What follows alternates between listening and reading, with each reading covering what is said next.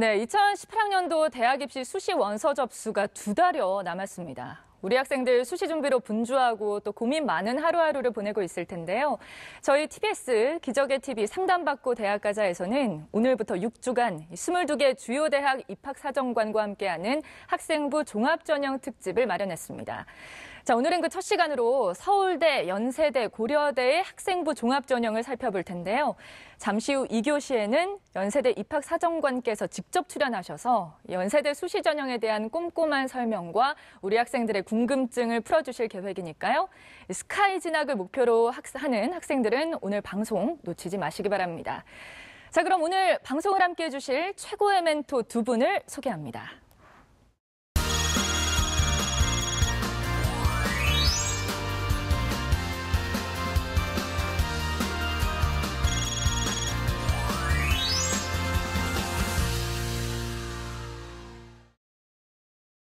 자, 기적의 TV 상담받고 대학가자. 오늘은 특별히 서울대, 연세대, 고려대의 실제 제자들을 많이 진학시키셨던 명실공히 스카이 진학 전문가 2분을 모셨습니다. 자, 먼저 배재고등학교 진학진로부장이신 이정영 선생님 함께합니다. 안녕하세요. 예, 안녕하십니까. 배재고등학교 교사 이정영입니다. 네, 이어서 진선여자고등학교 진학부장이신 김태용 선생님 함께합니다. 안녕하세요. 네, 안녕하세요. 네, 진선여자고등학교 교사 김태용입니다. 네, 저희 기적의 TV 상담받고 대학가자는 수험생들과 고등학생들을 위한 수시방송 상담을 진행합니다. 상담을 희망하시는 분들은 문의전화 02-311-5441에서 2번으로 해주시고요. 상담 신청은 홈페이지에서 이용해 주시길 바랍니다.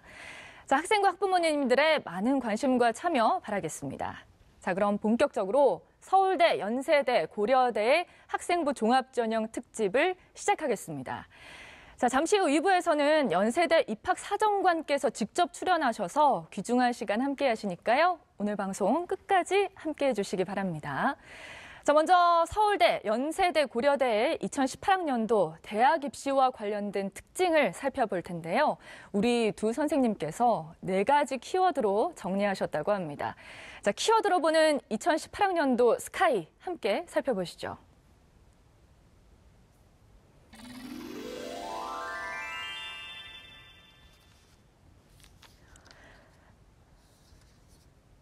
네. 학생부 종합전형 첫 번째 키워드입니다. 2018 대입수시 학생부 종합전형의 가장 큰 변화, 고려대일 텐데요. 자, 이 4가지 키워드가 공개가 됐는데 과연 어떤 의미일지 궁금합니다. 이정영 선생님께서 먼저 2가지 키워드에 대해서 설명을 좀 해주시죠. 첫 번째 키워드는 막강 학생부 종합전형입니다. 2018 대입 수시 학생부 종합전형에서 가장 큰 변화가 있는 데는 고려대학교입니다. 논술 전형을 폐지하고 학생부 종합전형을 대폭 확대한 대표적인 그런 예인데요. 고려대학교 학생부 종합전형은 고교 추천 원전형을 제가 포함해가지고 말씀드릴 텐데요. 선발 인원이 무려 2,707명, 전체 모집 인원의 69.9%인데요. 전년도에 1,140명, 즉 29.1%에 비해서 무려 1,567명이 증가돼서 굉장히 많은 인원이 학생부 종합전형을 올해 선발하고 있다라고 이렇게 말씀드릴 수가 있고요. 네. 서울대학교는 수시로 선발하는 모든 인원을 학생부 종합전형으로 선발하는 그런 대표적인 대학이죠. 2017학년도에 비해서 소폭 인원이 증가했음을 알 수 있는데요. 전년도에 2,407명에서 약 89명이 증가된 2,496명인데요. 전체 모집 정원의 78.5%를 학생부 종합전형으로 선발하고 있습니다. 연세대학교는요, 학생부 종합전형 선발하는 위 3개 대학 중에서 가장 적습니다. 전년도에 437명인데요. 이 인원은 그 고른기회 전형을 제외한 일반 학생을 제가 말씀드리는 거예요. 그래서 297명이 증가되었는데요. 그래서 734명을 학생부 종합전형으로 선발합니다. 전년도에 학생부 교과전형으로 선발했던 257명을 폐지하고 학생부 종합전형인 면접형을 신설화해서 260명이 새롭게 모집을 한다는 특징이 있습니다. 네. 자, 2번째 키워드를 말씀드리겠습니다. 2번째 키워드는 면접 파워 상승입니다. 고려대학교 같은 경우가 아까 굉장히 많은 변화가 있었다고 했잖아요. 역시 전형 방법에서도 가장 많은 변화가 있는 대학이 고려대학교인데요. 전년도에는 2단계에서 적용되는 면접 반영 비율이 한 30% 정도였습니다. 그러나 올해는 각 전형별로 면접의 비율을 다르게 적용해서 선발하고 있습니다. 대표적으로 고교 추천 1은 2단계에서 면접 100으로 선발하고요. 고교 추천 2는 2단계에서 면접이 50%를 적용하고 있습니다. 마지막으로 일반 전형은 전년도와 같이 2단계에서 면접 30%를 적용해서 선발하는 특징이 있는데요. 따라서 이제 고려대학교를 지원을 희망하는 수험생의 경우에는 자신의 면접 능력을 좀 이렇게 고려해가지고 지원하는 것이 좀 필요할 것 같다는 생각이 듭니다. 두 번째 서울대인데요. 서울대 전형 방법은 전년도와 큰 변화가 없습니다. 사범대학 자연계열 면접 대기 시간이 전년도에는 30분에서 15분 늘어난 45분으로 결정됐고요. 제시문의 유형 같은 경우도 정년도에는 수학이라고 제시를 했지만 올해 같은 경우는 좀 더 자세하게 수학 인문이냐 아니면 수학 자연이냐 이렇게 구분을 하였고 그 자유전공학부가 좀 변화가 있는데요. 제시문의 유형도 좀 바뀌고 면접 대기 시간도 45분이 15분이 줄어서 30분으로 줄어들었습니다. 그래서 약간의 변화가 좀 있었던 그런 서울대학교라고 말씀드릴 수가 있고요. 연세대학교 같은 경우는 수능 최저학력 기준을 적용하지 않는 면접형 전형을 신설하면서 1단계 서류평가가 교과 50, 그리고 비교과 50을 해서 선발을 하게 되는데요. 1단계를 통과하게 되면 2단계 면접 반영 비율이 60%로 상당히 면접에서의 큰 영향력을 미칠 것으로 예상이 됩니다. 네, 이정영 선생님께서 막강 학생부 종합전형 그리고 면접 파워 상승 이 두 키워드에 대해서 말씀을 해주셨는데 그럼 계속해서 김태용 선생님께서 나머지 키워드를 좀 정리해 주시죠. 네, 그 세 번째 키워드는 나 홀로 논술입니다. 서울대는 논술 전형이 원래 없었고요. 고려대 같은 경우에 논술 전형이 폐지되고 학생부 종합 전형을 선발을 하게 됐습니다. 연세대학교만 유일하게 논술이 남아있는데요. 크게 달라진 점은 논술 실시 일자가 수능 이후인 11월 18일이라는 점이고 모집 인원은 작년과 동일한 683명이 될 것 같습니다. 그다음에 문항 자체라든지 응시 방법 자체에도 큰 변화가 없을 것으로 예상됩니다. 그다음에 마지막 키워드는 결국에는 수능 최저가 되겠습니다. 서울대 같은 경우에는 작년과 수능 최저 기준이 동일합니다. 하지만 특히 체크해야 될 것 같은 경우에는 지역균형 선발 같은 경우에는 인문, 자연 모두 국어, 수학, 그다음에 영어, 탐구 두 과목 중에서 3개 영역 이상 2등급을 요구하고 있습니다. 여기서 주의해야 될 점이 지역균형 선발 같은 경우에는 수능 응시 기준이 있습니다. 가장 실수하기 쉬운 게 수리 나형과 사탐을 선택한 인문계 학생이 제2 외고를 응시하지 않는다든지 아니면 자연계를 응시한 학생이 과탐, 원 더하기 다른 과목 2를 응시하지 않는 걸 이렇게 돼가지고 미충족시켜서 탈락하는 경우가 있었습니다. 네. 마지막으로 서울대 일반 전형 같은 경우에 작년과 동일하게 수능 최저학력 기준이 없는데요. 많이 질문하는데 그럼 수능을 안 봐도 되지 않느냐라는데 안 봐도 되긴 합니다. 하지만 실제로 수능을 응시하지 않는 학생은 없었습니다. 그다음에 두 번째로 고려대인데요. 수능 최저학력 기준이 전체적으로 약간 강화되지 않았나 싶습니다. 일반 전형, 그다음에 고교 추천 1 전형, 고교 추천 2 전형 같은 경우가 모두 수능 최저학력 기준을 제시하고 있는데요. 예를 들어서 인문계 같은 경우에는 작년보다 합산되는 반영 영역 수가 많아졌습니다. 물론 자연계도 마찬가지겠죠. 그렇게 본다면 일반 전형, 학생부 종합 전형입니다. 예를 들면 인문계 같은 경우에는 국수, 영, 탐, 여기서 탐구는 한 과목이 되겠습니다. 잘 본 거. 이 4개 영역 등급합이 6 이내여야 되고 한국사는 3등급 이내여야 됩니다.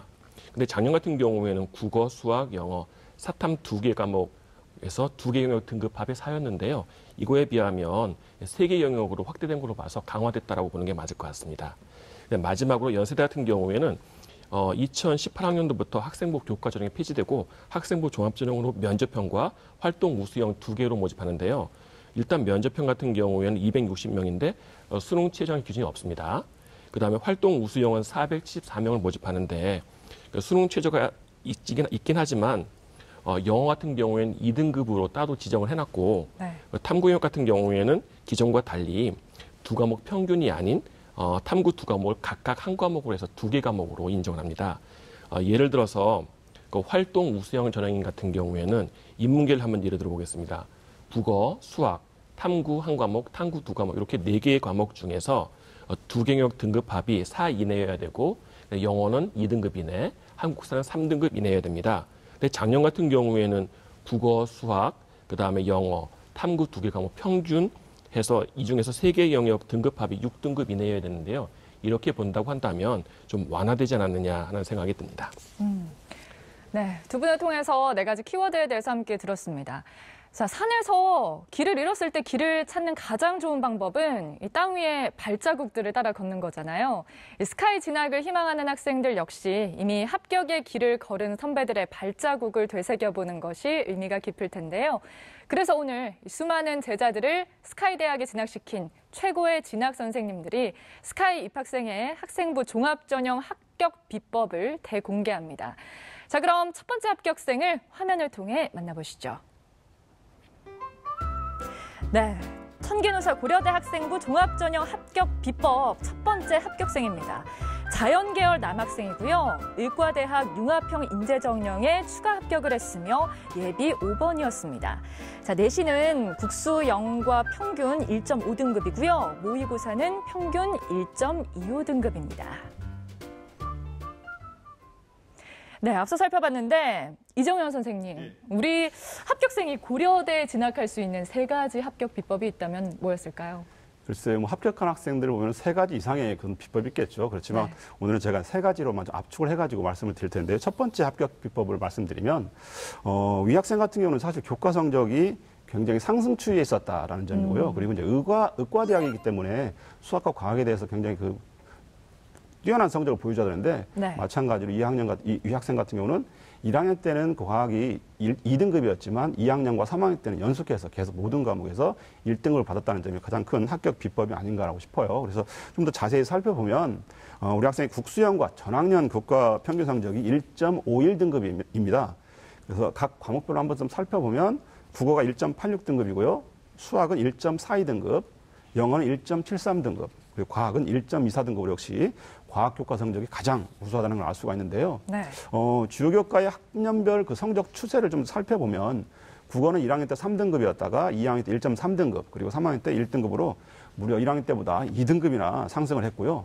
수학은 1.5등급, 그리고 2학년 때 1.38등급, 3학년 때 1.42등급으로 굉장히 꾸준한 그런 성적을 보여줬다라고 할 수가 있습니다. 그리고 마지막으로 영어는 1학년 때 1.5등급, 2학년 때 2.5등급으로 좀 떨어졌다가 다시 3학년 때 1등급으로 약간 하락했다가 다시 돌아오는 그런 상승했다는 것을 알 수가 있는데요. 아까도 말씀드린 것처럼 과학교과는 2, 3학년 때 계속해서 1등급을 받았다는 점이 가장 큰 특징이다라고 할 수가 있습니다. 계속해서 두 번째 합격 비법은요? 예, 두 번째 합격 비법은요. 아무래도 의과대학이다 보니까 그 수능 최저 기준이 굉장히 높습니다. 그래서 굉장히 우리 학생 같은 경우는요, 안정적인 모의고사 성적이 나왔다는 점이에요. 그래서 수능 최저학력 기준을 충분히 충족했다는 건데, 대체적으로 의대 같은 경우는요, 수능 최저학력 기준이 4개 영역 중에서 3개 영역 등급 합이 3이 나와야 됩니다. 즉, 3개 영역에서 각각 111이 나와야 된다는 얘기죠. 그러니까 모의고사도 굉장히 잘 나와야 된다는 얘기인데요. 우리 학생이 그 6월, 그리고 9월, 11월 대수능 평가 성적까지 이렇게 변화를 국어, 수학 가형, 그리고 영어, 과탐을 해가지고 제가 평균 등급을 좀 말씀드리면 6월에 1.38등급, 9월에도 1.38등급, 11월 대수능에서는 1.25등급으로 수능 성적이 더 상승했다는 걸 알 수가 있었고요. 영역별로 좀 구분해서 말씀을 드리면 국어가 2등급에서 2등급도 역시 마찬가지로 마지막 수능에서 1등급으로 상승을 했고요. 수학 가형은 1등급 받다가 수능에서 2등급으로 1등급이 하락했습니다. 그리고 영어는 1등급을 유지를 계속했고요. 과탐 2과목 같은 경우도 1학년 때 1.5등급, 6월 달 1.5, 9월 달에 1.5, 그다음 마지막 수능에서 1등급으로 0.5등급 상승하면서 최종 11월 대수능 성적에서는요, 국어 1등급, 수학 2등급, 영어 1등급, 과탐 1등급으로 수능 최저 기준인 3개 영역 등급 합 3을 충족했음을 알 수가 있었습니다. 네, 마지막 합격 비법도 들어봐야죠. 예, 마지막 합격 비법 세 번째인데요.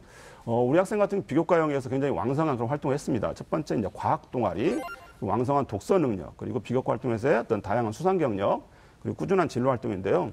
우리 학생이 그 상설 동아리로 3년간 의생명 과학 동아리 활동을 했습니다. 그리고 자율 동아리 활동으로는 에너지 수호 천사단이라든가 또 생태 캠프에 또 참여도 했고요. 생명과학 관련 자율 탐구 활동도 했고요. K무크에서 인체 해부학 강의를 듣고 그리고 토론이라든가 소논문 제출 등의 그런 활동을 했다는 걸 알 수가 있었습니다. 그리고 독서에서는 1학년 때 14권, 2학년 때 34권, 3학년 때 14권이었는데요. 매년 꾸준한 독서를 했는데 특히 2학년 때는 전공 관련 독서를 무려 20여 권을 읽을 정도로 왕성한 그런 독서 활동을 했다는 걸 알 수가 있었습니다. 그리고 수상 경력에서는요, 교과 관련 수상이 무려 34회, 그리고 과학 자율 탐구에서 관련된 수상이 역시 6번, 그리고 모범학생이라든가 공로상 등에서 3번의 수상을 하는 등 다양한 그런 수상을 했었고요. 마지막으로 진로 활동에서는 교내 진로 탐구 활동반인 프리칼리지 의치한반 활동을 3년 동안 참여를 하면서 생명과학이라든가 또는 의학 관련 그런 특강을 듣고 그리고 대학 전공 탐색으로 뭐 생명공학과라든가 생화학과 관련된 그런 설명을 듣고 또 질의응답도 하는 등 굉장히 꾸준하고 일관된 그런 진로 활동을 했다는 것을 알 수가 있었고요. 네. 뭐 이러한 세 가지 합격 비법으로 인해 가지고 고려대학교 외에도 아주대라든가 또는 가천대 의과대에도 역시 합격한 그러한 우수 사례라고 할 수가 있겠습니다. 네. 자, 그럼 계속해서 청기누설 스카이 학생부 종합전형 합격 비법 두 번째 학생을 화면을 통해서 만나보시죠. 자, 두 번째 합격생입니다. 자연계열 여학생이고요. 서울대 공대 일반 전형에 합격했습니다. 내신은 국수영과 평균 1.3등급이고요. 모의고사는 평균 1.2등급입니다. 네, 김태용 선생님께 들어봐야 될 것 같아요. 우리 합격생이 서울대, 공대에 진학할 수 있었던 세 가지 합격 비법 들어봐야죠. 네, 일단 첫 번째는 뚜렷한 목표의식과 이에 상응하는 지적인 능력이 되겠습니다. 그러니까 1학년 때부터 꾸준히 성적이 1학년 때 꾸준히 공학자가 되고자 하는 의식이 뚜렷했고요. 네. 그다음 이를 실현하기 위해서 관련 분야 종사자를 갖다 인터뷰하기도 하고 관련 분야의 독서도 많이 했습니다. 그다음에 모의고사 성적도 상승세에 있었고요. 내신 성적도 뭐 계속 상승세에 있었습니다. 물론 2학년 2학기 때 조금 하락한 학생도 있긴 했지만 전반적으로 3학년 1학기 때까지 쭉 상승했다고 보시면 될 것 같습니다. 아울러서 공대와 관련된 수학이라든지 화학, 물리, 지구과학, 생명과학 이 관련 교과의 성적이 상당히 우수합니다. 대부분 다 내신 등급 1등급 대 초반을 다 유지를 하고 있고요. 네. 그다음에 이러한 그 내신 성적의 우수성을 갖다가 교내 경시대회, 그러니까 수학이라든지 과학 관련 경시대회에서 관련 분야에서 우수성을 또한 보여주기도 했습니다. 네, 뭐 본인의 진로에 대해서 확실한 열정이 네네. 있었던 친구였네요. 네네. 두 번째 합격 비법은 뭔가요? 네, 그다음에 교내 활동에 굉장히 적극적인 학생들이었습니다. 일단 공부만 하는 학생들이 아니고요. 동아리 활동도 관련 동아리를 꾸준히 3년 내내 했고요. 그다음에 자율 동아리 활동도 1학년, 2학년, 3학년 때 스스로 만들어서 하기도 했고 그다음에 교내 방과후 수업도 1학년, 2학년, 3학년 때 꾸준히 잘 들었습니다. 제 판단으로 이 정도 수준의 학생이면 방과후 수업을 듣는 게 아니고 다른 학생들한테 가르쳐도 될 정도인데 그럼에도 불구하고 교내 활동을 굉장히 잘 들었고요. 그다음에 1, 2, 3학년 모두 뭐 영재반, 심화반 이런 데에서 한 100시간 이상씩 강의를 듣기도 했습니다. 매년 학생 탐구 대회에서 자기만의 연구 결과물을 제출해서 좋은 성과를 얻게 됐고요. 네. 그다음에 3학년 초 같은 경우에는 그 여학생들이 투 과목을 좋아하지 않아서 물리 투라든지 지구학 투가 개설되지 않는 경우가 많습니다. 네. 생명과학 투라든지 이런 게 개설이 많이 되는데 화학 투라든지 이런 게 많이 되는데 이렇게 희망 과목이 없는 경우에는 그 원하는 학생들끼리 모여서 방과후 자율 동아리를 개설한다든지 아니면 방과후 수업을 요청해서 개설하는 경우도 많이 있었습니다. 그러니까 굉장히 학교 활동에 적극적인 학생들이라고 볼 수 있겠습니다. 네, 진짜 적극적인 학생이었네요. 네네. 마지막 합격 비법은 뭔가요? 예, 그러니까 인성에 매우 안정돼 있다라고 할 수 있겠습니다. 독서도 매년 20권 이상씩을 하는데요. 읽는 분야가 공대라고 해서 뭐 물리, 수학, 뭐 지구학 이런 분야가 아니고 뭐 국어라든지 윤리, 정치, 경제, 철학 굉장히 다른 분야도 인문과학 쪽도 굉장히 많이 있었습니다. 그래서 그런지 사고하는 방식도 뭐 수학이나 과학을 좀 넘어서서 그 수학과 관련된 연구 결과물, 과학과 관련 연구 결과물들이 인류에게 인간의 생활에 어느 정도의 영향을 끼칠 수 있는지까지도 고민한 학생들이었습니다. 그래서 이제 그 수학, 과학 연구 결과물들이 인류에게 공평하게 돌아갈 수 있는 방법까지도 생각하는 학생들이었고요. 마지막으로는 이제 봉사활동을 대부분 다 많이 했는데요. 적게는 한 6시간 정도에서 많게는 한 150 몇 시간까지 한 것도 있었는데요. 그냥 여기저기에서 한 게 아니고 그 한 군데에서 꾸준하게 봉사활동을 하는 거였습니다. 그래서 나눔과 배려가 뭔지를 좀 알고 그걸 실천할 줄 아는 학생들이었다는 게 굉장히 인상적이었습니다. 네. 결론적으로 얘기하면 그러니까 성적 향상만을 위해서 아둥바둥 학생들이 아니고 자기가 아는 지식을 활용할 줄 아는 학생들이었고요.